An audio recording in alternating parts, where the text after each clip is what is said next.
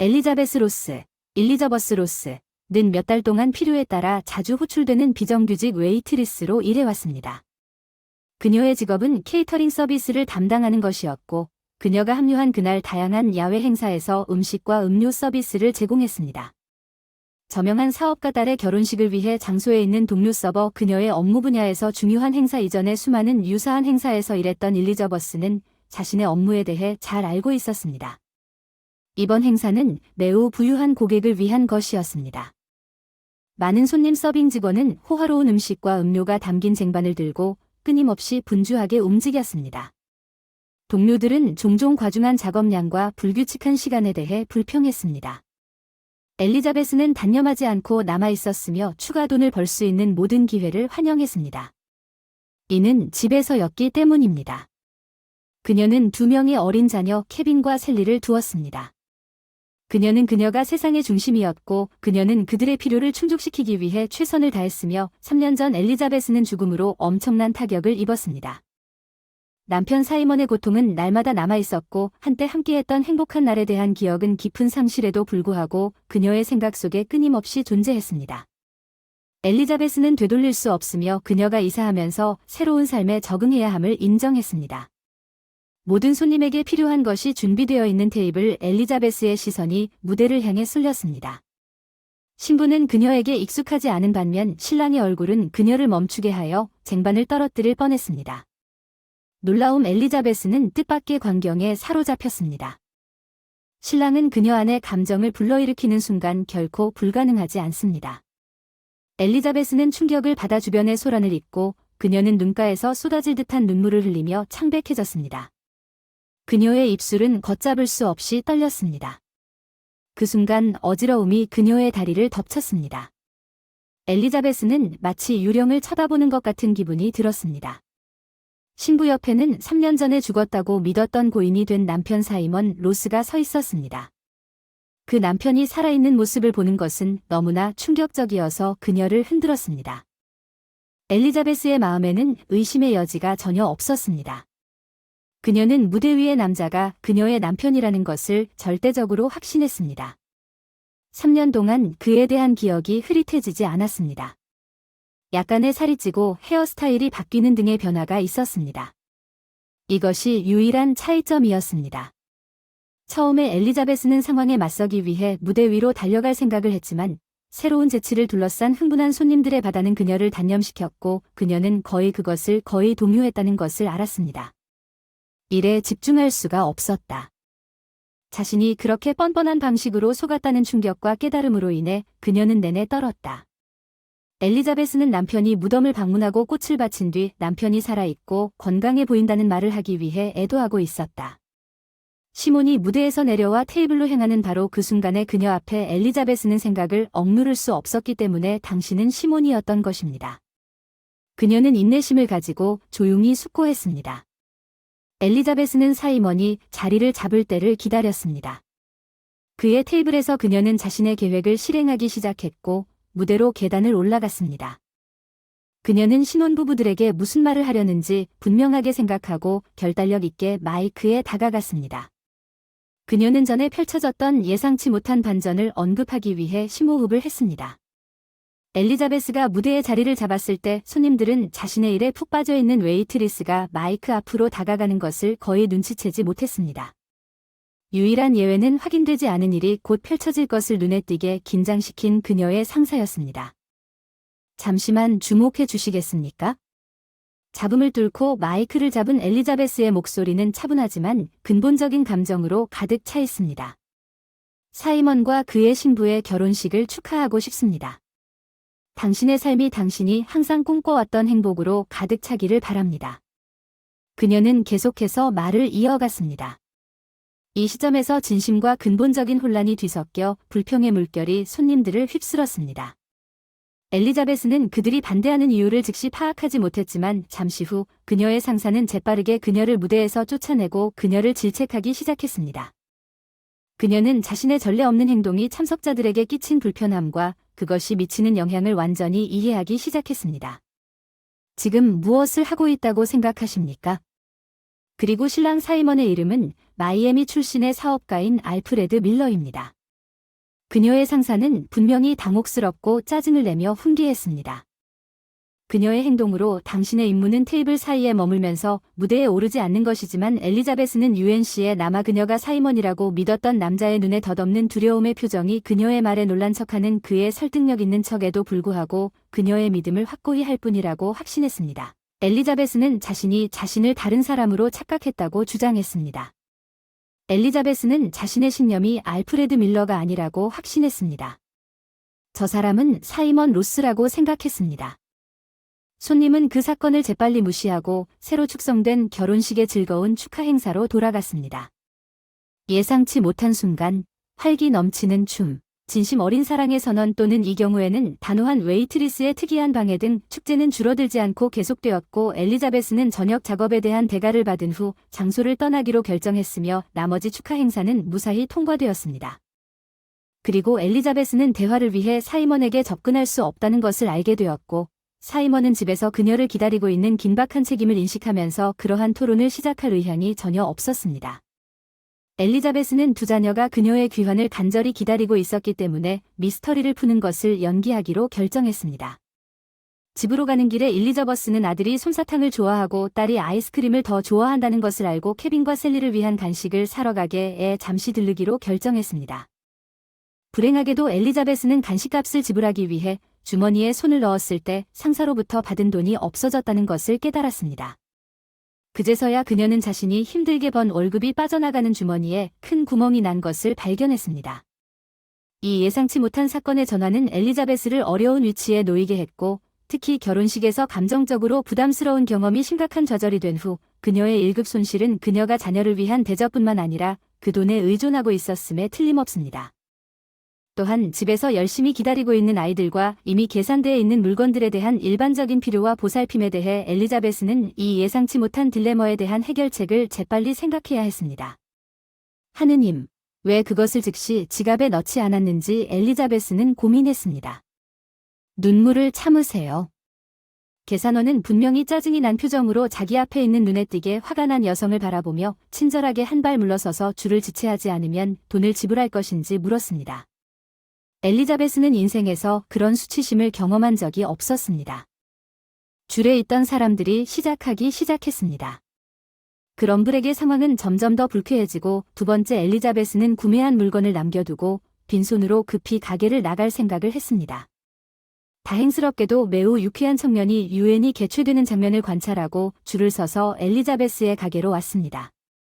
그녀가 구입한 물건의 가격을 물어본 후 그는 망설임 없이 계산원에게 신용카드를 건네며 이 여자의 구입 물건을 내 카드에 넣어 주십시오. 엘리자베스를 언급하며 낯선 사람은 의도치 않게 그녀의 밤을 밝게 해주었고 받지 못한 엘리자베스는 깊이 얼굴을 붉혔습니다. 오랫동안 칭찬을 받았지만 계산원 프로가 남자의 카드를 던지자 그녀는 낄낄 웃으며 주인에게 돌려주었고 이 잘생긴 낯선 사람이 그토록 많은 관심을 기울이고 있다는 사실에 마음속으로 질투심이 싹 텄습니다. 자신의 물건을 살 여유조차 없는 여성은 낯선 사람의 도움에 감사를 표시했습니다. 엘리자베스는 식료품 가방을 움켜쥐고 서둘러 출구로 나갔지만 웨이트리스가 밖으로 나가기도 전에 친절한 남자가 그녀를 따라잡았습니다. 나 아가씨, 집에 데려다 줄 수 있나요? 늦었고 젊은 여성이 밖에 혼자 있는 것은 위험할 수 있다고 생각합니다. 그는 엘리자베스에게 제안했습니다. 그의 눈을 바라보며 다소 우유부단하게 어깨를 움츠리고 집으로 가는 길에 동의했습니다. 두 사람은 대화를 나누었습니다. 엘리자베스 구세주는 프란시스가 출장을 위해 뉴욕에 있는 사업가의 가격으로 자신을 소개했습니다. 손가락에 반지가 없다는 것을 알고 엘리자베스는 자신이 결혼하지 않았다고 결론을 내렸습니다. 프란시스는 곧 가슴 아픈 이야기를 공유함으로써 그녀의 의심을 확인했습니다. 5년 전 교통사고로 아내와 어린 딸을 잃은 이야기. 엘리자베스는 사랑하는 사람을 잃은 고통을 이해하며 동정적으로 고개를 끄덕였습니다. 두 사람은 엘리자베스의 집에 도착했을 때 자신도 모르게 정중하게 그녀를 흔들면서 대화를 너무 즐겼습니다. 엘리자베스는 프란시스와 옆 사람을 초대했지만 전화번호를 요청했지만 그는 정중하게 거절했습니다. 엘리자베스 솔직히 말해서 그들이 다시 만날 것이라고는 기대하지 않았지만 그럼에도 불구하고 그녀는 그녀의 아이들 속에서 그에게 전화번호를 알려줬습니다. 케빈과 셀리는 간절히 기다렸습니다. 그녀가 도착하자마자 그녀가 가져온 간식에 뛰어들었습니다. 아이들을 진정시키세요. 아침에 좀 남겨두세요. 엘리자베스는 놀랍게도 미소를 지으며 말했습니다. 그녀는 결혼식에서 사이먼과의 사건을 벌기 위해 열심히 일한 돈을 잃어버린 것에 대해 별로 기분이 상하지 않았습니다. 가게에서 그녀를 도와준 친절한 남자와의 만남으로 그녀의 마음은 가려졌지만 엘리자베스가 샤워를 하고 잠자리에 들자 전 남편 사이먼에 대한 생각이 다시 떠오르기 시작했습니다. 모든 것은 대학에서 경제학을 공부하는 신입생으로 시작되었습니다. 엘리자베스는 자신의 미래에 대해 낙관적이었습니다. 그녀는 작은 마을에서 뉴욕에 정착하기 위해 뉴욕으로 이사했습니다. 부모님이 파산한 오클라호마 출신의 파머스는 5자녀 중 장남이기 때문에 많은 도움을 줄 수 없었습니다. 엘리자베스는 그들에게 더 이상 의지할 수 없다는 것을 알고 뉴욕으로 이주하는 것이 인생을 바꾸는 결정처럼 느껴졌습니다. 네온사인의 광적인 속도와 끊임없는 자동차의 윙윙거리는 소리로 이 새로운 삶을 받아들였을 때 그녀의 직관이 옳았다는 것이 증명되었습니다. 그것은 스릴 넘치는 변화였습니다. 순진한 지방 여성, 그녀는 젊고 에너지가 넘칠 때 학생 파티에서 사이먼을 만났습니다. 모든 행사가 인생을 축하하는 것처럼 느껴지고 그날도 예외는 아니었습니다. 사이먼은 엘리자베스가 주로 혼자서 만드는 것을 좋아하는 예쁜 젊은 여성임을 즉시 알아차렸습니다.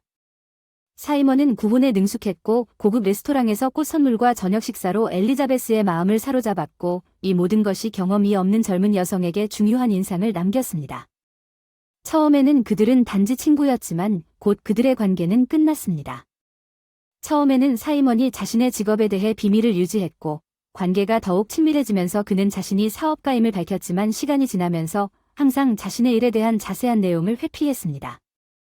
엘리자베스는 자신의 직업에 대해 묻는 것을 중단하고 사이먼이 그런 측면을 공유하지 않을 것이라는 점을 받아들였습니다.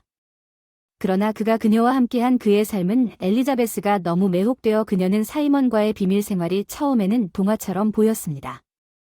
그들은 마이애미에서 신혼여행을 보내고 뉴욕 교회에 집을 임대하여 먼저 정착했습니다.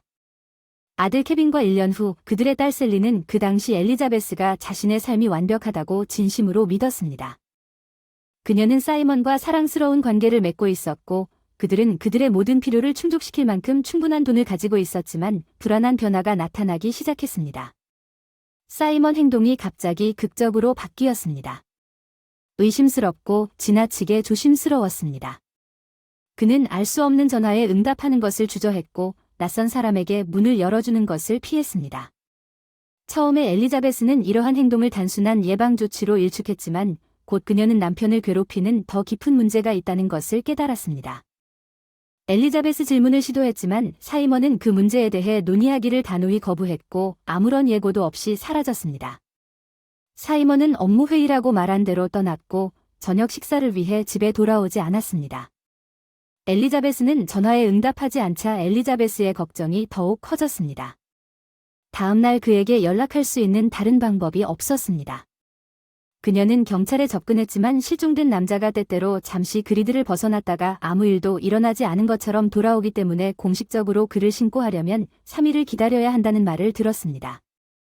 아직 걱정할 이유가 없다고 경찰관이 충고했지만 엘리자베스는 깊은 두려움을 느꼈습니다. 뭔가 끔찍한 일이 일어났을까 두려웠고 남편이 아직 살아있는지 아니면 그 순간 남편을 다시 볼 수 있을지 의문이 들었습니다. 엘리자베스는 자신이 사실상 알고 있는 가혹한 현실에 직면했습니다.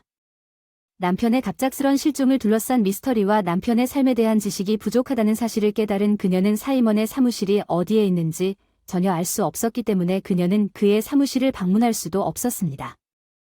사이먼의 집 사무실에서는 그의 직장에 대한 단서가 없어 그녀의 혼란이 깊어지고 불안한 생각이 그녀의 마음을 스쳤습니다. 만약 사이먼이 사기꾼이라면 3일 후 경찰은 사이먼을 수색하기 시작했지만 그들의 노력은 소용이 없었고 문제가 발생하여 모든 돈이 사라졌습니다. 가족 계정 사이먼의 차는 결국 도시 내부에서 몇 마일 떨어진 숲에 버려진 채 발견되었습니다. 창문은 부서졌고 문은 부서졌습니다. 법의학 조사에서 카시트에 묻은 핏자국이 밝혀져 시신이 없음에도 불구하고 그 피는 사이먼의 것일 수 있다는 추측이 이어졌습니다. 지배적인 가정은 사이먼이 비극적인 결말을 맞이했다는 것이었습니다. 엘리자베스는 처음에는 경찰이 사이먼의 위치를 찾아낼 것이라고 희망했습니다. 결국 그의 죽음에 대한 암울한 가능성에 직면해야 했습니다. 이 새로운 현실을 받아들이는 미혼모로서 그녀가 직면한 시련은 상상할 수 없는 일이었습니다. 그녀의 아이들이었기 때문입니다. 엘리자베스에게 이렇게 파괴적이고 신비한 사건의 여파 속에서도 자신의 삶을 인내하고 재건할 수 있는 힘과 의지를 준 케빈과 셀리. 눈 깜짝할 사이에 3년이 흘렀고 그동안 엘리자베스는 신비롭게도 사이먼에게 끊임없이 자신의 생각이 돌아오는 것을 발견했습니다. 해결되지 않은 질문의 흔적을 남기고 그녀의 삶에서 사라졌습니다. 그녀는 여전히 사이먼의 직업과 그의 죽음의 본질에 대해 어둠 속에 있었습니다. 그녀의 남편은 범죄자가 아니라는 그녀의 믿음은 확고했습니다. 엘리자베스는 또한 그의 죽음이 단지 살인일 뿐이라는 생각을 받아들일 수 없었습니다. 그러나 그녀가 참석한 결혼식에서 엘리자베스는 부유한 신부 옆에 살아있는 사이먼이 서 있는 것을 보고 깜짝 놀랐습니다. 이 장면은 사이먼과의 결혼식에서 그녀가 진정한 행복을 느꼈던 때를 떠올리게 했습니다. 남편은 아무것도 해결하지 않을 것이며 사이먼이 돌아오고 싶었다면 그녀와 두 자녀를 버리지 않았을 것이라고 생각하는 장면을 만드는 것이 무엇을 할 것인가? 이 생각은 그날 밤 엘리자베스의 마음을 무겁게 짓눌렀습니다. 그녀의 마음은 생각의 회오리 바람이었습니다. 그녀는 다음날 잠시의 평화나 휴식도 거의 불가능하게 되었습니다. 엘리자베스는 간단한 아침 식사를 마친 후 새로운 도전을 맞이했습니다. 그녀는 아이들을 어린이집에 맡기고 이웃이었던 70대 도나휴 부인에게 감사를 표했습니다. 보모처럼 아무런 대가도 없이 아이들을 돌보며 엘리자베스를 아낌없이 도왔지만 집을 떠난 지 얼마 되지 않아 엘리자베스의 하루는 뜻밖의 방향으로 바뀌었습니다. 길가에 주차된 차에서 한 남자가 나타났습니다. 그를 보자 엘리자베스의 심장이 쿵쾅쿵쾅 뛰었습니다. 그 사람은 사이먼이었습니다. 그녀를 알아보고 그녀에게 차에 타자고 손짓했습니다. 처음에 엘리자베스는 불안과 두려움이 뒤섞인 감정을 느꼈지만 주변 사람들의 존재는 그녀가 기대했던 것과는 반대로 그에게 다가갈 용기를 주었습니다. 사이먼은 그녀를 포옹하지도 않고 용서를 구하지도 않았습니다. 대신 그는 일어난 일 중 어느 것도 자신의 잘못이 아니라고 주장했습니다.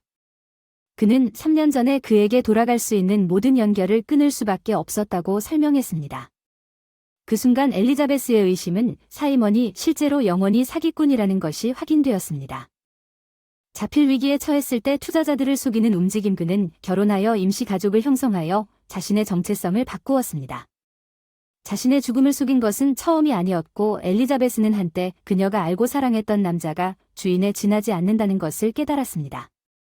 당신은 전국에 얼마나 많은 전철을 흩어놓았는가? 엘리자베스는 불신과 분노가 뒤섞인 목소리로 외쳤다. 사이먼은 당황하지 않은 듯 재빠르게 대답했다. 당신은 믿을 수 없을지 모르지만 그 모든 사람 중에서 내가 당신을 가장 사랑했다고 대답했다. 안심시키려고 했던 말은 완전히 무너졌습니다. 엘리자베스는 이제 속임수를 알아차리는데 능숙했습니다. 그는 단 한순간도 그를 믿지 않았습니다.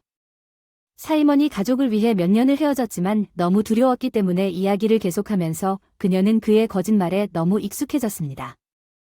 돌아오는 엘리자베스는 조용히 그의 말을 들었지만 그가 마침내 말을 끝냈을 때 그 말에 대한 그녀의 믿음은 오래전에 침식되었습니다. 그녀는 사이먼을 속이려고 하는 건가요? 당신은 아이들을 다시는 볼 수 없을 것입니다. 그들은 당신이 죽었다고 믿습니다. 그리고 그게 그대로 유지될 것입니다. 당신은 새 삶, 새 이름, 새 아내를 얻었으니 가서 이 새 삶을 살아보세요. 하지만 언젠가 당신의 카드집이 무너지고 당신은 당신의 행동의 결과에 직면하게 될 것이라는 것을 기억하십시오. 법에 따라 사이먼은 범죄 행위에서 벗어났다고 항의하기 시작하면서 얼굴이 창백해졌습니다. 엘리자베스는 확신하지 못했지만 그의 말에 머뭇거리지 않기로 결정했습니다. 그녀는 앞으로 나아가고 그녀의 괴로운 과거를 뒤로 하기로 결심하고 차에서 나왔습니다. 사이먼의 그림자로부터 자유로운 미래를 받아들일 준비가 되어 있는 자신의 결정으로 화해했습니다. 엘리자베스는 그 만남에서 한 발짝 내디딜 때마다 다시는 사이먼과 마주치지 않을 것이라고 확신했습니다. 몇 년 만에 처음으로 그녀의 자신감이 치솟았습니다. 해방은 더 이상 그녀에게 2명의 어린 자녀를 키우는 책임을 안고 홀로 남겨진 신비롭게 사라진 남편에 대한 잊혀지지 않는 기억에 얽매이지 않았습니다. 엘리자베스의 삶에 새로운 장이 펼쳐지고 있었고 그녀는 그것을 찾을 준비가 되어 있었습니다. 그녀의 첫 번째 단계는 한때 그녀의 구매를 도왔던 친절한 남자와 다시 연결하는 것이었습니다. 엘리자베스는 아마도 큐피드가 그녀를 진정한 행복으로 인도하고 있다고 믿었습니다. 이 남자 프란시스는 엘리자베스를 다시 만나 기뻐했고 그녀를 초대할 기회를 잡았습니다. 저녁 식사를 하기 위해 한 데이트는 다른 데이트로 이어졌고 또 다른 데이트는 이번에 엘리자베스 주변에서 법적인 약속을 서두르지 않도록 조심했습니다. 그녀가 프란시스와 결혼하기로 동의한 것은 고작 1년 후였습니다. 같은 시기에 사이먼이 또 다른 사기에 휘말렸다는 소식이 다시 나타났습니다. 헤드라인을 장식하는 행동 엘리자베스는 이 소식을 차분하게 받아들였습니다. 과거에도 불구하고 그녀는 전 남편에 대해 아무런 동정심을 품지 않았습니다. 그녀의 초점은 이제 프란시스와의 새로운 삶에 있었습니다. 희망으로 가득 찬 삶과 더 밝은 미래에 대한 약속 사이먼은 정당한 처벌을 받았습니다. 주 카운티 교도소에서 5년형을 선고받는 동안 엘리자베스는 자신의 배우자가 되었을 뿐만 아니라 아버지의 역할도 받아들인 프란시스와 함께 즐거운 시간을 보내고 있었습니다. 케빈과 셀리는 그들을 자신의 자녀처럼 대했습니다. 헤럴드가 그의 팀과 브리핑을 마쳤을 때, 그의 휴대폰이 반대편에서 울렸을 때 그의 어린 딸 캐롤라인이 눈물을 흘리고 있었습니다. 아빠, 제발 화내지 마세요. 손과 새 식탁보에 화상을 입었습니다. 고의가 아니었습니다. 너무 아팠습니다. 헤럴드는 재빨리 의자에서 일어나 모든 사람을 작업장으로 보내고 서둘러 집으로 돌아갔습니다. 그는 반복적으로 유모에게 연락을 시도했지만 그녀의 전화는 여전히 연결되지 않았습니다. 아어넬드는 갑자기 아이를 전혀 지켜보지 않았는데 왜 돈을 받았는지 의문을 품고 화를 냈습니다. 맨션에서 겁에 질린 딸이 눈물을 흘리며 붕대를 감은 채 자신을 향해 달려오는 것을 발견했습니다. 부엌의 창문은 열려 있었고 공기는 연기 냄새로 가득 차 있었습니다. 아어넬드는 재빨리 딸을 끌어안고 딸을 안아 위로를 전했습니다. 캐롤라인에게 위로를 전했습니다. 무슨 일이 일어났나요? 의사에게 진찰을 받기 위해 병원으로 곧장 가겠다. 그는 급히 말했다가 유모에게 가서 바바라에게 물었다. 왜 휴대전화가 닿지 않는 곳에 있었느냐고 오늘 당장 해고할 수도 있다. 유모가 사과와 설명을 시작했다. 나는 잠시 물러났을 뿐이야. 다시는 그런 일이 일어나지 않을 거라고 약속해. 병원에 갈 필요도 없어. 그저 약간 붉어졌을 뿐이야. 캐롤라인은 단순히 겁이 났을 뿐이야. 그녀가 혼자서 팬케이크를 튀기려고 할 거라고 누가 짐작했겠는가. 그녀는 너무 상상력이 풍부한 캐롤라인이 끼어들었습니다. 아빠한테 그런 뜻은 아니었어요. 그냥 팬케이크와 잼으로 놀라게 해주고 싶었어요. 온라인에서 레시피 동영상을 봤는데 팬을 요리하려고 했더니 팬이 너무 뜨거워서 멈출 수가 없었어요. 가스가 약간 타서요. 아놀드는 엄하게 유모에게 돌아섰다. 바바라, 이제 그 순간 당신이 어디에 있었는지 정확히 말해줘. 내가 당신을 고용했다. 내 아이를 돌보기 위해 방황하지 말라고. 그 여자가 다시 애원했어요. 제발 저를 해고하지 마세요. 이번이 마지막으로 애원했어요. 바바라. 캐롤라인이 만화를 보고 있었는데 매니큐리스트가 오프닝을 부르며 전화했어요. 1시간만 떠났어요. 미안 다시 난 그럴게. 절박하게 말했어. 아놀드가 단호하게 응했어. 다시 시도하면 오늘 집에 카메라를 설치할게. 그 자리에서 해고할게. 오늘 월급에서 깎아줄게. 이해해. 운전사가 당신과 캐롤라인을 병원에 데려갈 수 있도록 준비하겠습니다. 그는 딸에게 키스하면서 딸에게 훈계했습니다. 바바라와 함께 일하러 가겠습니다. 더 이상 즉석에서 행동하지 마세요. 저녁으로 피자를 주문하겠습니다. 내가 아는 가장 소중한 것은 당신이 많이 걱정되는. 캐롤라인은 아버지를 안고 고개를 끄덕였습니다. 알았어 아빠. 기다릴게요. 그녀의 따뜻한 작은 손에서 곧 돌아올 때까지 부드러움이 뿜어져 나왔고 아놀드의 마음은 그의 분노를 녹여가는 길에 사라졌습니다. 일하기 위해 그는 아어넬드 대학이 다양한 지역에서 자동차 부품 판매에 중점을 두고 자동차 업계에서 경력을 쌓은 후 자신의 전 생애를 반성하기 시작했습니다. 그러나 그의 사업은 본사와 2개의 지점으로 구성되어 있는 소규모 사업이었지만 처음에는 일이 소비되면서 탄탄하게 번성했습니다. 거의 모든 시간을 개인 생활을 위한 여지를 거의 남기지 않았지만 아어넬드가 30세의 나이에 리씨의 키가 다리가 긴 비서와 깊은 사랑에 빠졌을 때 모든 것이 바뀌었습니다. 동료들 사이에서 레슬리의 가능한 숨은 동기에 대한 ERS가 있었지만 아어넬드는 이러한 것들을 제쳐두고 결혼한 사랑에 사로잡혔습니다. 아어넬즈즈 그랜드 맨션에서 함께 생활을 시작했습니다. 처음에는 그들의 삶은 멍청했지만 세월이 지나면서 아이들의 부재가 눈에 띄게 되었고 리씨는 그들의 풍요로운 생활 방식에 만족하는 것처럼 보였습니다. 아어넬드는 아버지가 되고 싶은 깊은 갈망을 품고 종합건강검진 결과 어린 시절 돼지 독감에 걸렸습니다. 아어넬드는 이 소식으로 인해 생식력 문제가 심각했습니다. 아어넬드는 자신의 감정과 씨름했지만 결국 어린아이를 입양하기로 결정했습니다. 처음에는 혈통견을 대안으로 제안하는 것을 주저했지만 입양을 꺼렸지만 아어넬드는 단호했습니다. 그들의 집은 곧 캐럴라인을 환영했습니다. 파란 눈의 곱슬머리에 자신들을 부모로 선택한 옷의 원더렛이 겉으로는 웃고 있지만 불안해 보였습니다. 캐롤라인이 자신들의 삶에 가져올 심오하고 영구적인 변화를 완전히 이해하지 못하고 고아원 책임자가 아놀드와 레슬리에게 입양에 대해 경고했습니다. 캐럴라인은 잠재적인 문제에 대해 추측했지만 알코올 중독과 관련이 없다는 것을 확신했습니다. 그러나 감독이 캐럴라인의 어머니 리씨에 관한 어두운 이야기를 언급하자 점점 더 경계하게 되자 그녀는 아어넬드에게 다른 아이들이 두려운 존재라고 생각하라고 간청했습니다. 캐럴라인을 입양하면서 발생할 수 있는 잠재적인 문제에 대해 설명했지만 아어넬드는 이미 캐럴라인을 데려가겠다고 약속했기 때문에 자신의 결정에 흔들리지 않았습니다. 그는 그들에게 손을 내민 어린 소녀를 배신할 수 없었습니다. 아니, 우리는 캐럴라인을 입양하기로 결정했습니다. 그게 마지막입니다. 우리를 직접 선택해서 그녀를 배신할 수 없어. 이미 그녀를 데려가기로 약속했어. 저 큰 눈을 가진 그런 애인을 어떻게 사랑하지 않을 수 있니? 벌써 그녀에게 미치고 있어. 그녀는 자라서 가장 아름답고 행복한 사람이 될 거야. 그는 레시가 아무 대답도 하지 않고 그녀의 입술을 오므려 열렬히 주장했지만 아놀드는 그녀의 눈을 가늘게 뜨는 불쾌한 표정을 놓칠 수 없었습니다. 그는 그의 아내가 자신의 선택을 인정하지 않는 표정을 알고 있었지만 그는 레시가 결국 캐롤라인을 사랑하게 될 것이라고 진심으로 믿었습니다. 불행하게도 그녀에게 진정한 엄마가 되어주세요. 레슬리는 그녀가 가르치려고 했던 어린 소녀와 결속을 맺지 못했습니다. 캐롤라인이 아이가 울거나 짜증을 낼 때 캐롤라인을 꾸짖었습니다. 레슬리는 얼굴을 찡그린 채 가혹하게 질책했습니다. 당신은 더 이상 어린아이가 아니라고 징징거립니다.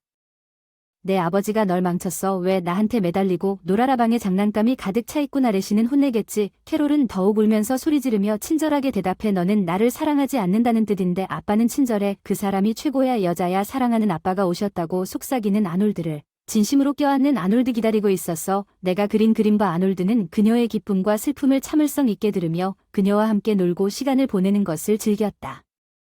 그는 그녀를 서커스에 데려갔다. 놀이공원 놀이기구는 그녀를 어깨에 메고 레슬리가 캐럴라인 아어넬드와 연결이 부족함에도 불구하고 그녀의 아버지라는 사실에 엄청난 자부심을 느꼈습니다. 어린 소녀의 삶에서 확고하고 사랑스러운 존재로 남아있었지만 아어넬드와 그의 아내 사이의 관계는 완전히 악화되었습니다. 레슬리는 점점 더 악화되었습니다. 캐럴라인에 대한 아어넬드의 애정이 질투. 어린 소녀가 여가 시간을 모두 차지하면서 소홀히 느껴짐. 아어넬드에게서만 보석과 달콤한 말을 받는데 익숙했던 리씨는 캐럴라인을 무시하려고 시도했거나 불행하게도 이 문제가 있는 동안 리씨에서 결코 깨어나지 않은 모성, 본능을 공개적으로 꾸짖었습니다. 레슬리는 자신의 일상을 바꾸기 시작한 애인을 찾았고 저녁에 사라지고 행복하고 만족스럽게 집으로 돌아왔습니다. 친구나 오렌지인과 함께 있다는 이야기를 날조했습니다. 집은 그녀에게 참을 수 없을 정도로 지루하고 흥미롭지 않게 되었고 이제 그녀는 캐럴라인의 장난스러운 아어넬드에 좌절했습니다. 왕자는 캐롤라인이 부부를 더 멀어지게 만들었다는 이야기를 주로 했습니다. 아어넬드는 그의 일에 열중했고 그의 딸은 리씨와 추리하려고 했지만 그녀는 점점 집에서 떠나게 되었습니다. 결국 리씨는 가방을 싸고 메모만 남기고 연인에게 떠났습니다. 냉장고는 더 이상 참을 수 없어요. 아어넬드 난 더 나은 자격이 있어요. 나 스스로 이혼 신청을 할 거예요. 아어넬드는 레지를 몹시 사랑했고 그들이 문제를 해결할 수 있다고 믿었던 그들의 이별 때문에 깊은 어려움을 겪었습니다. 그녀의 배신은 그를 흔들리게 했습니다. 캐럴라인에 대한 그의 사랑은 그가 어떻게 대처했을지 확실하지 않지만 그의 딸에 대한 그의 사랑은 그에게 계속 나아갈 수 있는 힘을 주었습니다. 그는 절망에 빠질 여유가 없었습니다. 그는 그의 딸을 위해 살았습니다. 낭만적인 사랑에 대한 믿음을 잃었습니다. 아어넬드의 우선순위는 안정을 제공하는 것이 되었습니다. 가족 생활의 격변에도 불구하고 그녀가 소중하고 안정감을 느낄 수 있도록 하는 캐럴라인의 사랑스러운 환경. 어린 소녀 캐럴라인은 레슬리가 떠나서 잠시 슬펐지만 무조건적인 아버지에 대한 사랑을 빨리 회복했습니다. 2년이 조용히 지나갔고 이제 캐럴라인은 파리가 되었습니다. 학년은 가족 생활의 변화에도 불구하고 회복력과 기쁨을 보여주었지만 아어넬드는 딸에게 집중하고 새로운 연애 관계를 경계하면서 혼자 남아 있었습니다. 많은 여성들이 아어넬드를 존경했고 심지어 그를 더 잘 알아가기 위해 주도권을 잡았지만 그는 일관되게 모든 발전을 거부했습니다. 관심은 캐럴라인의 안녕이었습니다. 그는 다른 사람이 그녀에게 다시 상처를 입힐 위험을 감수하고 싶지 않았습니다. 전 부인의 못마땅한 얼굴에 대한 기억과 캐럴라인에 대한 불만이 여전히 생생했습니다. 캐럴라인에게 적합한 유모를 찾는 것은 누구도 중요한 도전이 아니었습니다. 최근 내니 바어브러는 매니큐어를 받기 위해 캐럴라인을 혼자 남겨두어 너무 대담해졌습니다. 다행스럽게도 학교 방학이 거의 끝나가고 캐럴라인은 곧 학교로 돌아와 아어넬드에게 약간의 안도감을 가져다 줄 것입니다. 그는 캐럴라인을 진정으로 돌보고 그녀를 행복하게 해줄 책임감이 있고 친절한 유모를 찾기 위해 계속해서 새로운 후보자를 검색했습니다. 최근 어린 소녀가 아어넬드의 회사에 일자리를 얻기 위해 합류했습니다. 적당한 급여를 받는 사람은 그런 역할에 지원한 사람이 거의 없었지만 이 젊은 매력적인 소녀는 고용되기를 간청했습니다. 아어넬드는 그녀가 자신과 캐럴라인의 삶에서 좀 더 개인적인 역할에 적합한 후보자가 될 수 있을지 궁금해하면서 자신의 결단력과 성실함을 언급했습니다. 최근 한 젊은 여성이 회사에 새로 합류하여 적당한 급여로 청소 직원 자리를 차지한 사람은 많지 않았지만 슬프지만 매력적인 태도를 가진 어린 소녀 벨러리는 그녀를 채용해달라고 간청했습니다. 그녀는 임신 중이었고 대리인을 맡길 곳이 하나도 없었습니다. 회의적인 표정으로 대리인을 고용하는 것이 실용성에 의문을 제기했습니다. 그녀는 출산 휴가를 요구하기 전에 최대 6개월 동안만 일할 수 있을 것이므로 출산 휴가를 요구하기 전에는 더 큰 책임이 될 것이라고 예상했습니다. 그는 개인적으로 그 아이디어에 반대했지만 벨러리의 희망에 찬 표정과 슬픔으로 가득 찬 눈물을 흘리는 눈이 렐에게 감동을 주었고 마침내 렐은 그녀가 결석 없이 일에 헌신하고 일관되어야 한다는 조건으로 그녀를 고용하기로 동의했습니다. 그는 그녀에게 문서를 시작하도록 요청했습니다. 행복감에 휩싸인 취업 과정 발레리는 원장에게 감사의 마음을 전하고 입사 후 몇 달간 최선을 다해 성실하고 책임감 있게 일하겠다고 다짐했습니다. 새로운 청소부 발레리는 노력에도 불구하고 정말 최선을 다해왔고 회사로부터 별로 따뜻함을 받지 못했습니다.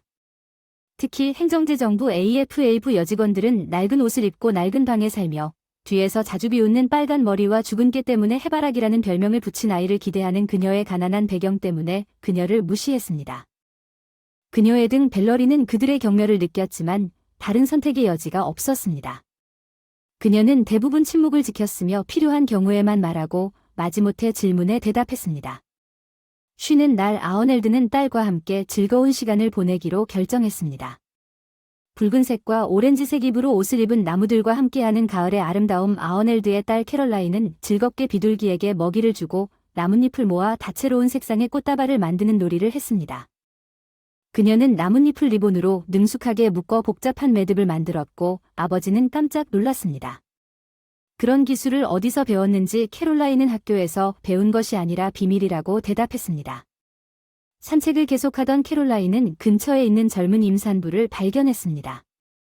발레리였습니다. 연민에 사로잡힌 캐롤라인은 손으로 만든 꽃다발을 들고 다가갔습니다. 벨러리가 그녀에게 제안하는 이 꽃다발을 가져가세요. 캐롤라인이 벨러리에게 꽃다발을 제안하면서 말했습니다. 그것이 당신에게 힘이 될 것이라고 생각했습니다. 당신은 거기 앉아 너무 슬퍼 보였습니다. AAL은 익스체인지가 벨러리를 그의 회사의 청소 아주머니로 인정한 것을 보고 따뜻하게 인사했습니다. 딸의 몸짓에 그녀의 얼굴이 환하게 빛나고 진심 어린 미소를 짓는 것을 알아차린 벨러리는 꽃다발에 대해 감사를 표시했습니다. 캐럴라인에게 이름을 물어보며 그 아름다움을 칭찬했습니다. 항상 대화에 열중하는 어린 소녀는 행복하게 자기소개를 했습니다. 꽃다발에 묶인 매듭. 그녀의 태도가 급격하게 바뀌었다. 그녀는 움츠리고 얼굴이 창백해졌고 로가 그녀의 안녕에 대해 걱정하게 되자 그는 그녀에게 괜찮은지 치료가 필요한지 물었지만 벨러리는 모든 것이 괜찮다고 주장하면서 재빨리 마음을 진정시켰다. 그녀에게 꽃다발을 가져가라고 요청하고 더 이상의 설명 없이 서둘러 떠났습니다. 에렐은 그녀가 약간 특이하다는 소문에 진실이 있을지 궁금해하는 벨러리의 이상한 반응에 어리둥절해졌습니다. 그와 캐럴라인은 사건을 곧 그들의 마음에서 사라지게 할 준비를 했습니다. 며칠 후 A의 사무실 문을 두드리는 소리가 나서 놀랍게도 벨러리가 들어왔습니다. 그녀는 뭔가 중요한 얘기가 있는 것처럼 머뭇거리며 들어갔습니다. 실례합니다. 들어가도 될까요? 벨러리는 그의 사무실에 들어갔을 때 깜짝 놀라며 빨간색을 물었습니다. 그녀는 머뭇거리며 자리에 앉아 그를 괴롭힌 것에 대해 사과했지만 캐롤라인의 꽃다발이 3일 동안 그녀를 괴롭혀 잠을 잘 수 없었다고 설명하고 발레리는 누가 캐롤라인에게 그런 매듭을 묶도록 가르쳤는지 급히 물었고 그것이 그녀에게 큰 의미가 있음을 밝혔습니다. 그녀는 그녀의 여동생 게이브리엘이 그렇게 짜는 방법을 아는 유일한 사람이라고 설명했습니다. 벨러리는 게이브리엘이 AAL을 가진 유일한 가족이기 때문에 그녀의 여동생에 대한 정보를 간청했습니다. 상황의 심각성을 깨닫고 갑자기 게이브리엘이라는 이름을 기억했습니다. 그는 그것이 캐럴라인의 생물학적 이름이라고 회상했습니다. 어머니와 그녀의 이름은 입양 증명서에 기록되어 있습니다. 에렐은 캐럴라인이 5살이었을 때 고아원에서 입양했지만 고아원에서는 게이브리엘에 대한 정보를 거의 제공하지 않았습니다. 에렐은 당시 캐럴라인에게 성을 부여하고 그녀를 가브리엘로 받아들인 세부 사항에는 별로 관심이 없었습니다. 그의 사랑하는 딸은 조각이 제자리에 놓이면서 벨러리와 캐럴라인 사이의 관계를 깨달았습니다. 그는 외쳤습니다. 만약 당신이 캐럴라인의 생모의 여동생이라면 내 딸은 당신에게 낯선 사람이 아닙니다. 믿을 수 없는 우연처럼 보였지만 그녀는 당신의 조카입니다. 그는 발레리에게 자신의 이야기와 그녀가 여동생과 헤어지게 된 상황을 공유하도록 격려했습니다. 가브리엘이 아직 살아있다면 자신이 그들을 재결합하는데 도움을 줄 수 있기를 바랐습니다. 발레리는 크게 한숨을 쉬며 자신의 슬픈 이야기를 이야기하기 시작했습니다. 발레리는 자신의 평범한 삶에 대해 이야기했습니다. 그리고 그녀의 여동생 가브리엘은 한때 교사로 일하고 겸손하지만 편안하게 살았다는 것을 부모님과 공유한 적이 있습니다. 비극적인 화재로 부모님이 목숨을 잃었을 때 세상은 뒤집어졌습니다. 발레리와 가브리엘 고아 가브리엘은 당시 10살이었고 발레리는 겨우 8살이었습니다. 고아원 생활의 가혹한 현실 벨러리는 그들의 보살핌을 감독했던 엄숙한 유모 아나스타샤를 생생하게 기억했습니다. 그녀는 언니와 헤어지기를 거부하며 고아원에서 강제로 끌려가면서 반항적으로 서 있던 것을 기억했습니다.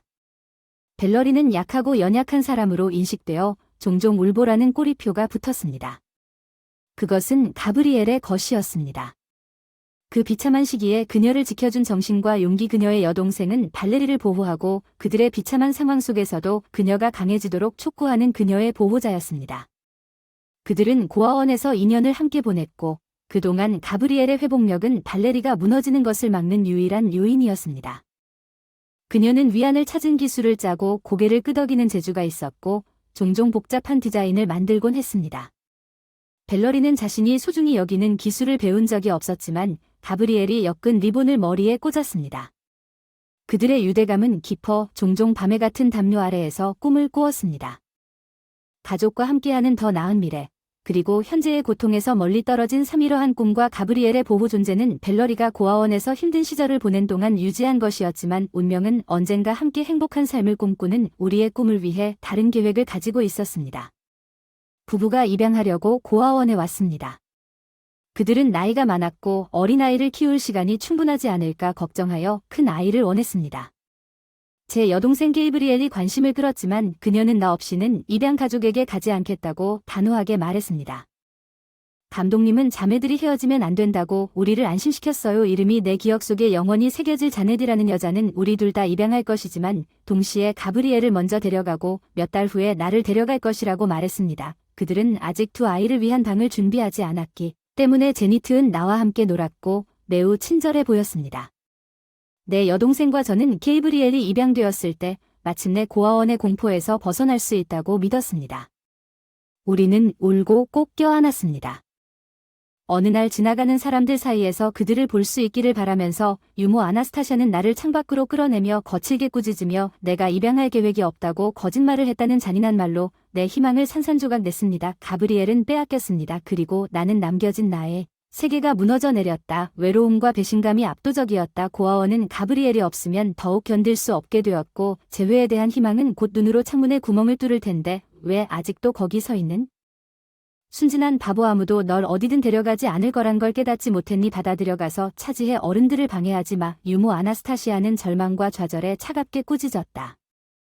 펼쳐진 잔혹한 현실은 다 거짓말이야. 가브리엘은 나를 버릴 수 없었어. 그녀는 돌아오겠다고 약속했고 자네든 나는 아무데도 가지 않겠다고 약속했고 그들이 나를 데리러 올 때까지 나는 여기 앉아있을 거야. 쇼를 하지 마. 난 다른 사람들처럼 행동하고 조용히 앉아있으면 벌을 받을 테니 창고에서 하룻밤을 보내고 말은 다르게 하게 될 거야. 그림자처럼 불필요한 말을 피하고 아무것도 묻지 않고 그저 참을성 있게 18세가 되는 나를 기다리며 마침내 고아원을 떠나는 내 여동생과 자넷을 배신자로 보는 혐오스러운 고아원의 원한이 저 우울한 벽 너머에 흥미로운 것처럼 보였습니다.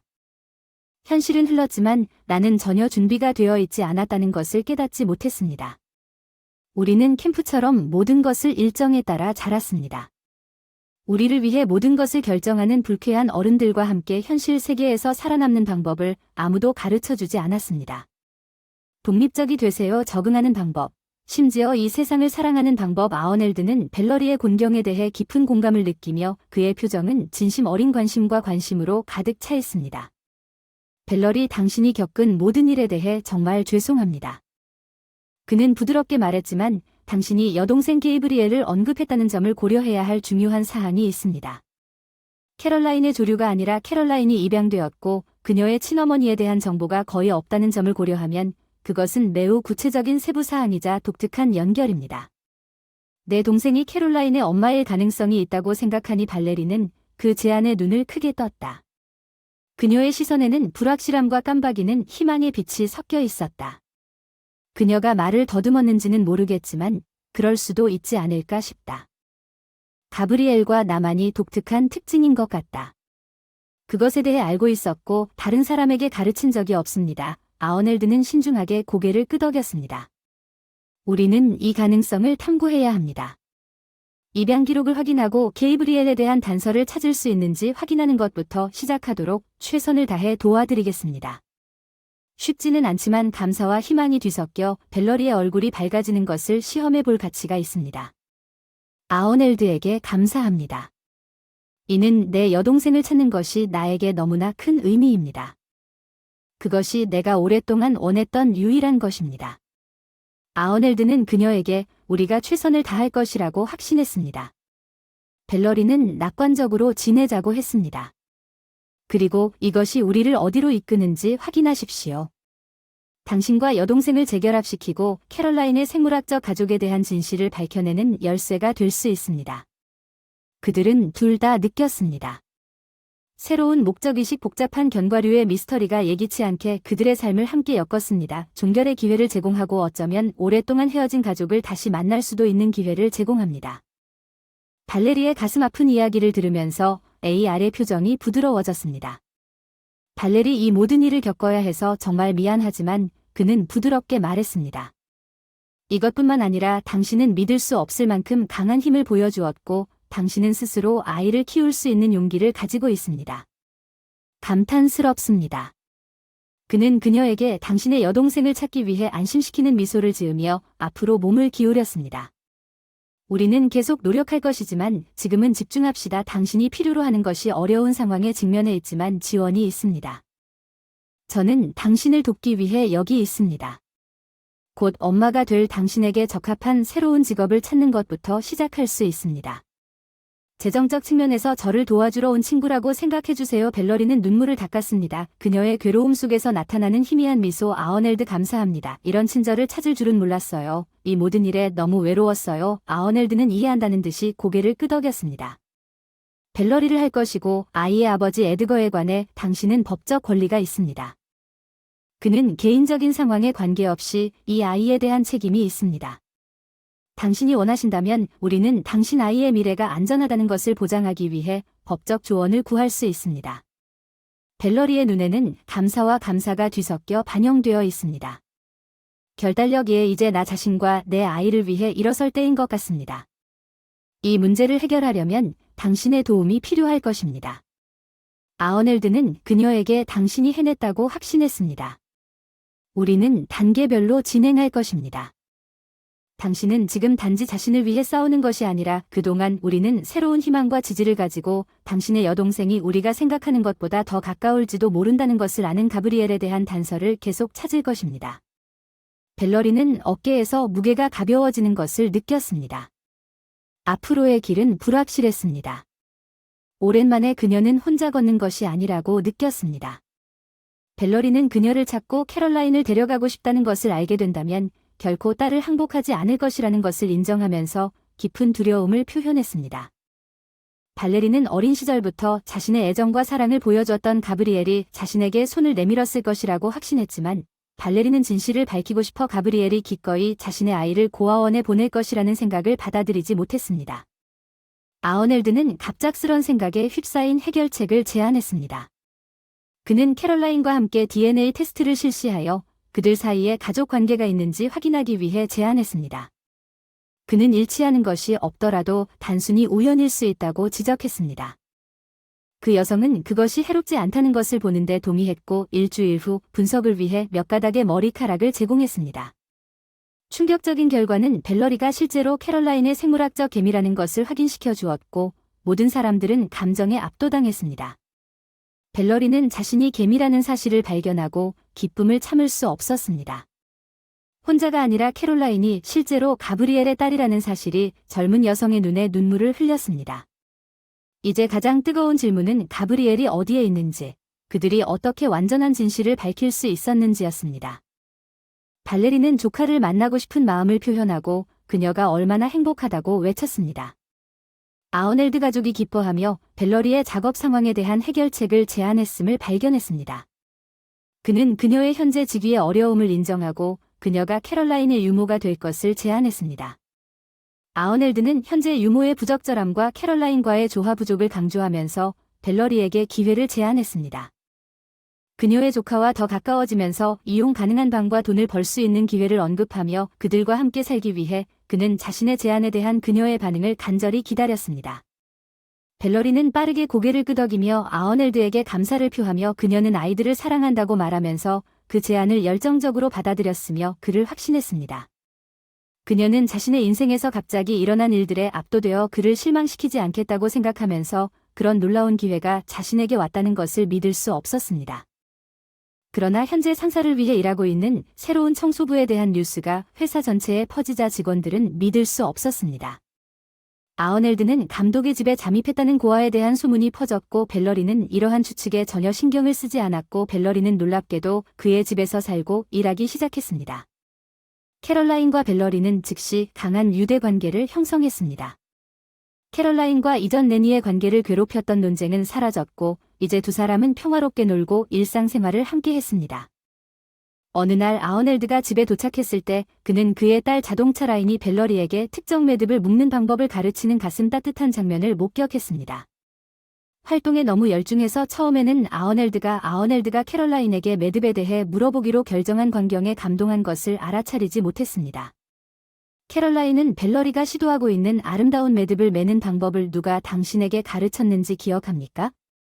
하지만 그것은 당신의 것만큼 완벽하지는 않습니다. 놀랍게도 캐롤라인은 부드럽게 대답했다. 엄마는 내가 어렸을 때 오래전에 나에게 가르쳐 주었고 화려한 리본으로 아름다운 머리를 닦곤했었다. 다른 누구도 그렇게 하지 않을 거야. 발레리는 캐롤라인의 말에 그녀가 계속 누르는 말에 얼굴이 창백해졌고 그 후 내게 무슨 일이 일어났는가? 엄마 어떻게 고아원에 가게 됐나요? 캐롤라인의 대답은 슬픔으로 물들었습니다. 엄마는 조금밖에 기억나지 않습니다. 엄마는 친절하고 매우 아름다웠지만 갑자기 사라졌습니다. 울면서 기다렸습니다. 양아버지는 나쁘고 화가 나서 소리를 질렀습니다. 겁이 나서 울면서 침대 밑에 숨곤 했는데 어느 날 어떤 사람들이 와서 나를 고아원으로 데려갔습니다. 아버지가 저를 데리고 가셨고 저는 가장 행복했습니다. 아어넬드는 그의 딸이 그녀에 대해 한 번도 말하지 않은 것에 놀랐습니다. 이전과 현재 그녀는 이러한 추억을 벨러리와 공개적으로 공유하고 있었습니다. 이 계시는 캐럴라인과 벨러리 사이에 발전한 깊은 유대와 신뢰를 나타내는 중요한 순간이었습니다. 캐럴라인은 벨러리 아어넬드를 전적으로 신뢰하고 벨러리가 포옹하려는 갈망의 깊이를 인식했다는 것이 분명해졌습니다. 그녀의 사랑하는 사람은 자신을 위해서가 아니라 벨러리를 위해, 벨러리가 캐럴라인과 상호작용하는 부드러움을 관찰하기 위해 캐럴라인의 어머니를 찾아야 한다고 느꼈습니다. 아어넬드는 지인을 통해 수색에 착수하기로 결정하고 캐럴라인과 게이브리엘이 한때 살았던 보호소의 주소를 발견했습니다. 그는 오래전에 다른 가족이 아파트를 샀다는 것을 알게 되었습니다. 현재 거주자들은 양아버지에 대한 대략적인 설명을 제공하고 그 집에 도착하자마자 그 남자가 살았던 것으로 추정되는 오래된 집을 가리켰습니다. 아어넬드는 불만스럽고 불쾌한 알코올 중독자가 마침내 대답할 때까지 끈질기게 초인종을 눌렀습니다. 정중하게 의사소통을 시도하면서 아어넬드는 자신의 관계를 설명했습니다. 당신이 게이브리엘과 그녀의 딸 캐럴라인과 함께 살았던 좋은 날입니다.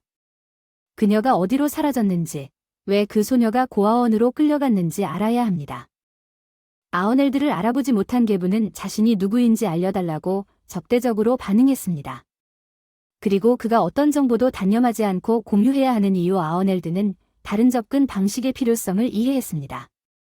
그는 떨리는 손으로 그 남자가 급히 음료를 마시고 싶어 한다는 것을 알았습니다. 아어넬드는 가장 가까운 가게로 가서 2병의 술과 약간의 간식을 구입하고 초인종을 다시 눌렀습니다. 주인은 귀찮아서 다시 한번 짜증을 내며 아어넬드가 술을 보여주면서 다시 물었습니다. 이제 시간을 좀 벌어주시겠어요? 그 남자의 태도는 즉시 바뀌었고 아어넬드에게 어조의 변화를 신호로 알리는 제안에 흥미를 느꼈습니다. 다른 이야기가 들어옵니다. 술잔은 테이블 위에 있어요. 부어주세요. 얘기하자 아놀드는 꼼꼼하게 간식을 배치하고 술잔에 술을 채웠습니다. 양아버지 칼이 이야기를 폭로할 수 있는 무대를 마련했습니다. 칼은 자신이 캐롤라인의 어머니인 가브리엘과 함께 살았지만 가브리엘은 마약 관련 범죄에 연루된 후 3년 동안 총 8년의 형을 선고받았다고 언급한 적이 없었기 때문에 캐롤라인의 아버지가 누구인지에 대해 무지했습니다. 아놀드는 깜짝 놀랐고 가브리엘이 정말 마약 중독자가 될 수 있는지 의문을 제기했습니다. 그녀가 마약을 사용했는지 판매했는지 여부에 관계없이 카얼은 부유한 집에서 가정부로 일하는 가브리엘이 자신을 이끄는 주인과 갈등에 얽히는 시나리오를 그린 경우 가브리엘과 관련되지 않았을 것이라고 주장하면서 아이디어를 일축했습니다. 그녀가 모함을 받았다고 믿기 위해 코트 주머니에서 마약이 발견되었다고 카얼은 합리적인 사람이 할 수 있는 일이 터무니없다고 주장했습니다. 카얼은 당시 겨우 3살이었던 캐럴라인이 어떻게 우는 아이를 감당할 수 없고 자주 화를 냈는지에 대해 이야기했습니다. 카얼은 캐럴라인을 데려가는 행동으로 인해 결국 이웃들이 경찰과 아동보호 서비스에 경고했다고 인정했습니다.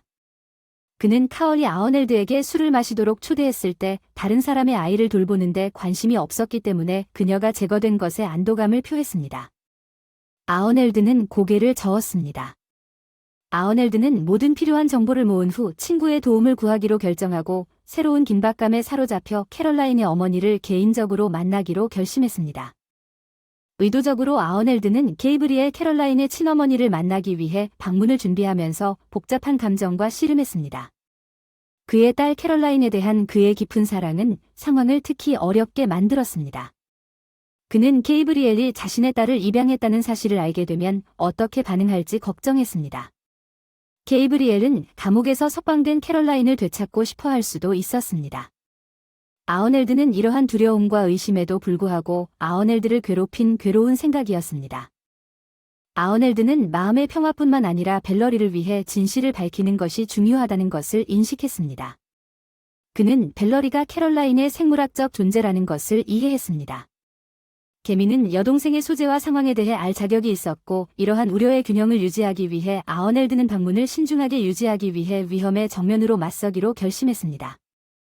아어넬드는 출장을 가는 것처럼 가장하고 벨러리에게 모든 것이 처리되도록 자세한 지침을 남겼습니다. 모든 준비가 완료된 부재 아어넬드는 딸과 벨러리 아어넬드를 위해 진실을 찾으려는 불안과 확고한 의지가 혼합된 여행을 시작하기 전에 신중하게 벨러리의 지시를 받아 며칠 동안 자리를 비울 것입니다. 일이 급해서 처리해야 할 일이 있어서 캐롤라인의 하루 일정을 따라야 해요. 부엌에 있어요. 자주 전화할게요. 여기 식비와 기타 비용에 대한 카드가 캐롤라인에게로 향했습니다.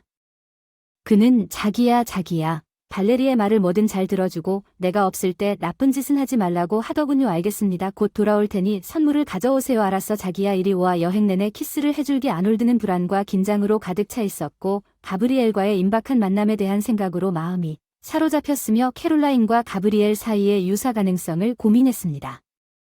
그녀의 어머니와 대화를 시작하는 방법과 동시에 가브리엘이 어떻게 반응할지 마음속으로 연습했습니다. 그는 벨러리가 임신했다는 것을 알면서 집에서 관리할 수 있는 능력에 대해 걱정했고 이제는 그가 걱정하는 어린 여학생을 책임지고 있습니다.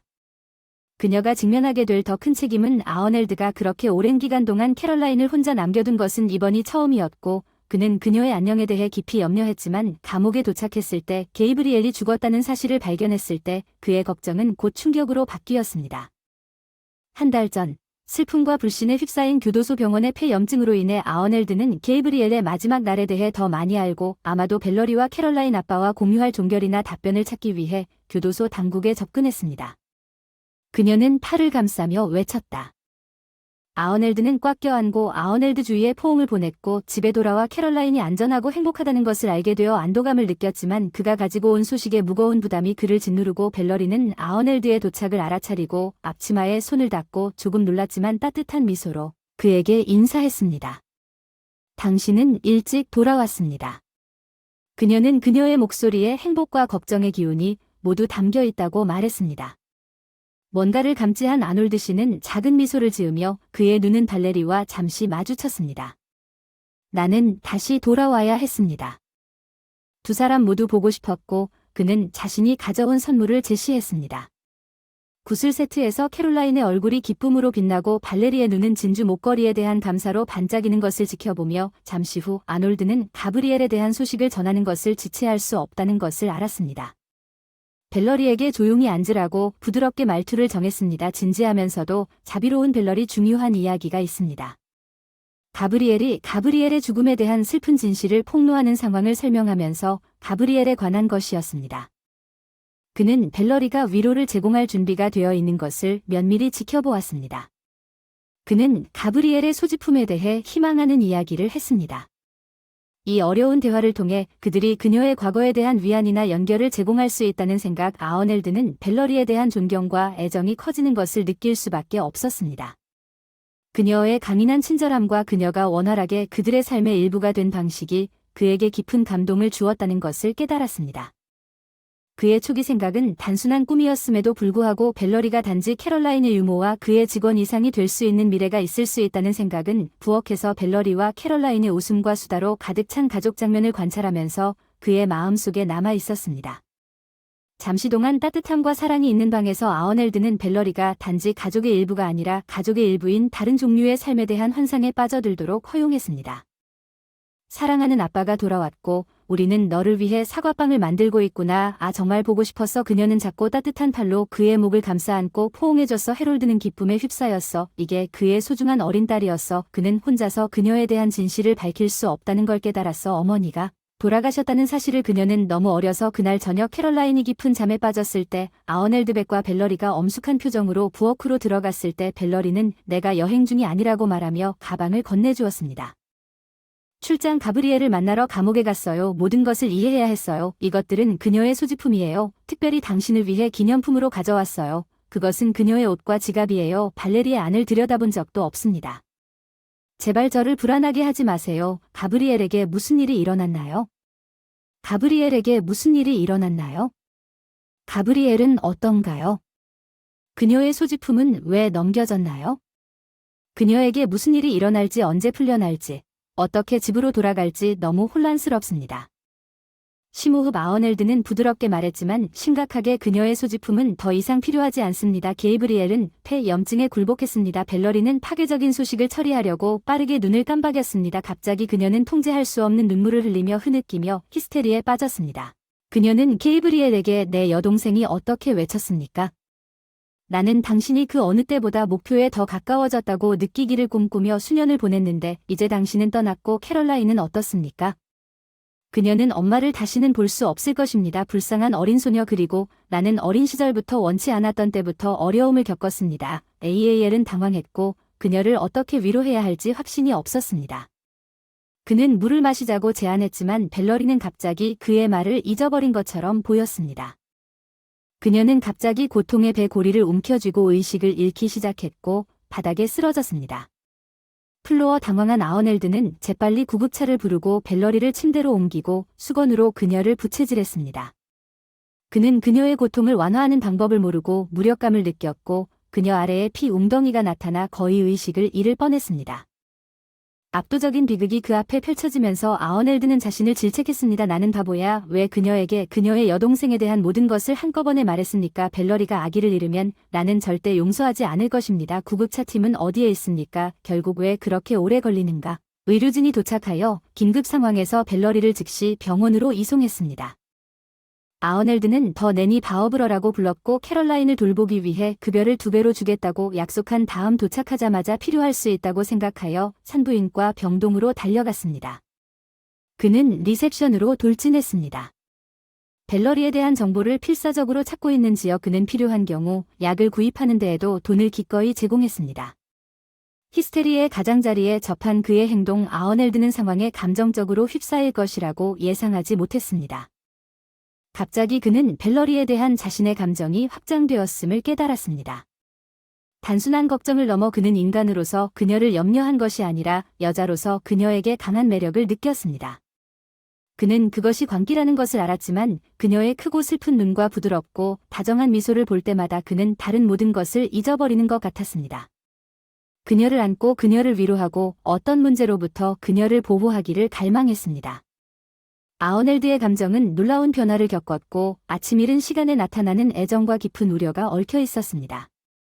의사는 마침내 격려적인 소식을 가지고 나타났습니다. 당신은 행운아, 아빠 당신 아내입니다. 아기를 잃을 뻔했고 출혈이 심했고 간신히 멈출 수 있었습니다. 솔직히 우리가 잃을 뻔한 것은 기적입니다. 이제 모든 것이 안정되기를 바라며 임신을 유지하기 위해 최선을 다하고 있지만 벨러리는 앞으로 3년 동안 여기에 남아야 할 것입니다. 관찰과 치료에 약 몇 주가 소요되며 그녀에게 스트레스를 주지 마십시오. 그녀 주변의 긍정적인 감정만 보장하도록 촉구합니다. 아어넬드는 자신이 남편이 아니라는 것을 분명히 하려고 했지만 왠지 이상하게도 자제했습니다. 그는 착각의 만족감까지 느꼈습니다.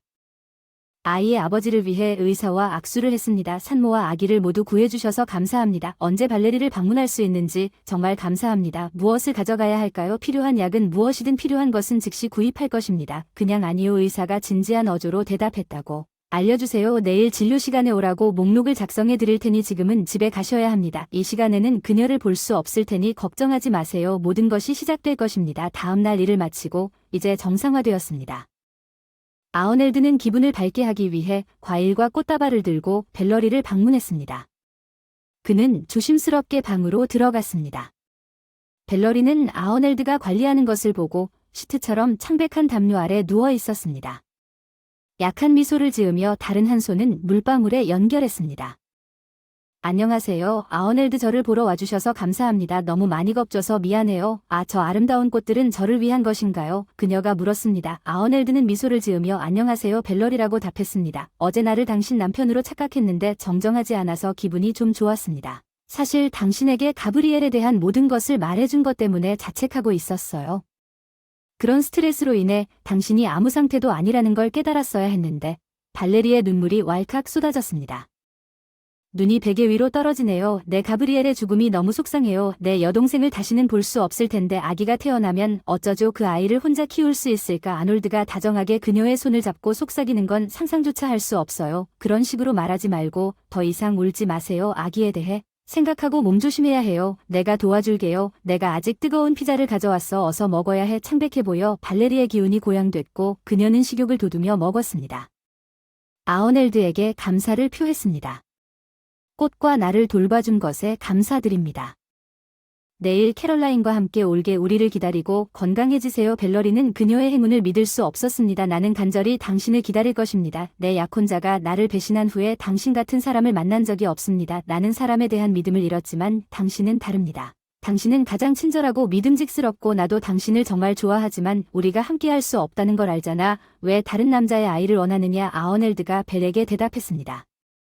부정적인 것에 집중하지 마세요. 단지 당신이 혼자가 아니라는 것을 기억하세요. 캐롤라인이 그녀의 방을 떠난 후 우리는 내일 캐롤라인과 함께 갈 것입니다. 간호사가 발레리의 물방울을 제거하기 위해 들어왔습니다. 남편 발레리와 함께 있어서 운이 좋다는 것이 분명합니다. 그가 당신을 사랑하고 아끼는 것이 분명합니다. 요즘 그런 헌신은 드물습니다. 발레리는 얼굴을 붉히며 기쁘지만 우울합니다.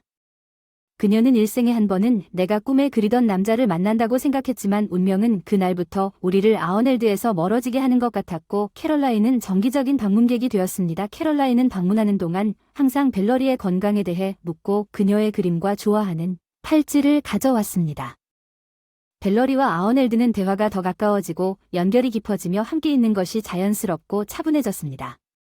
둘 중 누구도 벨러리를 더 큰 고통으로부터 보호하기 위해 헤어지기를 원하지 않았습니다. 아어넬드는 가브리엘의 소지품을 숨겨서 부정적인 생각으로부터 그녀의 주의를 돌리는 데 집중했습니다. 누가 가브리엘을 모함했는지, 그리고 왜 그의 연구에서 가브리엘이 아놀드의 전 부인이 이 남자가 가브리엘의 모함 배후에 있을 수 있다고 확신하여 그를 떠난 동일한 부도덕한 사업가를 위해 일했다는 사실이 밝혀진 이유를 밝히기 위해 추진된 조사. 아어넬드는 가사 직원을 더 깊이 조사합니다. 오랫동안 그곳에서 일했던 그는 약간의 설득 끝에 나이든 요리사 아리엘에게서 잠재적인 단서를 찾았고 그녀가 직업에 대한 두려움으로 인해 IAL을 꺼렸음에도 불구하고 아어넬드는 그녀가 알고 있는 모든 것을 공유하도록 설득하여 진실을 밝히려는 그의 결심은 흔들리지 않았습니다. 그가 가브리엘에 대한 정의와 발레리 아놀드에 대한 폐쇄를 추구했을 때 아리엘이 처음에 정보 공개를 거부한 것에 격분한 그녀는 그녀에게 강력하게 직면했습니다. 무고한 소녀가 억울하게 투옥되어 그 때문에 사망했는데 당신은 악당을 보호하고 있는 것인데 어떻게 침묵을 지킬 수 있겠습니까? 가브리엘에게 일어난 일의 심각성, 그가 그녀에게 어떻게 이런 일을 할 수 있었습니까? 당신은 그가 요구한 것이 아무것도 없다는 것이 가능합니까? 에리엘은 오랜 침묵 끝에 분명히 머뭇거렸습니다. 그녀는 마침내 그녀의 지식을 공유하는 데 동의했지만 엄격하게 기록되지 않도록 모든 것을 말씀드리겠습니다. 하지만 이것은 우리 사이의 일입니다. 법정에서 증언할 수는 없습니다. 그녀는 가브리엘과 집주인 데이비드가 비밀 사건에 얽혀 있었다고 밝혔습니다. 아리엘은 그들 사이의 친밀한 순간을 목격했고 데이비드가 격렬하게 꾸짖는 열띤 논쟁을 우연히 들었습니다. 가브리엘은 돈을 주었음에도 불구하고 아이를 낙태하지 않은 것에 대해 가브리엘이 자신이 아니라고 말하면 그녀의 인생을 망치겠다고 위협하는 아기에 대한 책임을 격렬히 부인했습니다. 그 이후에도 가브리엘은 스캔들 아리엘이 계속되었고 그 약이 그녀에게서 발견되었을 때 나는 알았습니다. 그녀는 마약 중독자가 아니라 착한 사람이었다는 누명을 썼고 비극적인 상황에 처한 아놀드는 이 말을 듣고 분노에 차서 자신의 아이를 부인하고 어머니를 가두는 잔인함은 이해할 수 없었기 때문에 이 괴물은 캐롤라인의 아버지이지만 나는 그녀가 내 딸이라는 사실을 결코 그녀에게 알리지 않을 것이며 그것이 항상 그렇게 될 것입니다. 그는 조용히 결심했습니다. 시간이 흘러 벨러리는 건강한 아기를 낳았습니다. 그의 뺨은 생명력이 넘쳤습니다. 아어넬드는 그들의 삶에 깊이 관여하고 벨러리의 병원 퇴원을 위해 광범위하게 준비했습니다. 그는 풍선, 꽃, 사탕, 샴페인을 사서 축하식으로 벨러리를 맞이하기 위해 캐럴라인과 함께 도착했습니다. 벨러리는 아어넬드와 캐럴라인의 눈에 담긴 기쁨과 배려를 보며 성대한 환영에 압도되었습니다. 그녀는 새로운 시작으로 표시된 이 순간의 깊은 감사와 소속감을 느꼈습니다. 그들을 위해 가족은 혈통이 아니라 그들이 직면했던 역경에 대한 심오한 사랑과 회복력으로 하나로 뭉쳤습니다. 그들이 그녀를 향해 퍼뜨린 공식적이고 따뜻한 환영을 목격했을 때 그녀는 아어넬드가 아기를 부드럽게 안고 부드러운 인사말로 인사하는 것을 보고 눈물을 흘렸습니다. 내 딸아, 널 뭐라고 불러야 할까? 그리고 아기의 찌푸린 표정을 장난스럽게 지적하면서 캐롤라인이 신나게 끼어들었다. 네, 이제 남동생이 생겼으니 프랭클린이라고 부르자. 그 이름이 정말 마음에 든다. 발레리는 그 장면에 완전히 놀랐고 순간적으로 압도당했다. 아빠가 뭐라고 했어? 여기가 그리워. 아어넬드는 그녀에게 반지가 달린 상자를 엄숙하게 건네주었습니다. 벨러리는 없습니다. 당신은 여기서 놓치지 않았습니다. 캐럴라인과 나는 당신이 내 아내와 캐럴라인의 엄마가 되는 것을 반대하지 않았습니다. 프랭클린, 내 작은 아들은 우리의 행복한 대가족의 일원이 될 것입니다. 어떻게 하시겠습니까? 벨러리가 기뻐서 뛰어오를 뻔했다고 생각해요. 믿을 수 없는 일이라는데 동의합니다. 얼마 전까지만 해도 저는 아무도 필요로 하지 않는 외로운 고아였고 임신 중이었기 때문에 필사적이었고 삶은 참을 수 없을 것 같았고 이제는 세상에서 가장 행복한 여자입니다. 모두에게 외치고 싶습니다. 세상, 내가 당신을 얼마나 사랑하는지. 아어넬드는 그녀를 부드럽게 안고 말했습니다. 가족, 집에 갈까요? 우리는 캐럴라인과 함께 큰 잔치를 준비했습니다. 우리는 이 순간을 축하해야 합니다. 우리 영웅들의 가족 생활은 처음에는 이상적이지 않았습니다. 두 자녀를 키우는 것은 매우 어려운 일이었습니다. 힘든 일이었지만 인내심과 서로에 대한 존중과 상호 사랑은 1년 후 결실을 맺었습니다. 베일러와 아어넬드는 어느 날 거의 말 없이 서로를 이해했습니다. 어느 날 아어넬드는 경비원으로부터 전화를 받고 전처인 레슬리에게 연락을 받았습니다. 당신을 만나자고 왔어요. 그녀는 급하다고 말했습니다. 아어넬드는 리씨가 무엇을 원하는지 궁금해했고 그는 그녀가 사무실에 들어온 여자가 자신 있게 자리에 앉도록 하라고 지시했습니다. 안녕 아어넬드, 시간이 좀 흘렀어요. 심지어 당신이 그리웠어요. 새 가족은 잘 지내세요? 결혼하셨다고 들었는데 아놀드는 눈살을 찌푸렸습니다. 레시, 난 내 사생활을 당신과 의논하러 온 게 아니에요.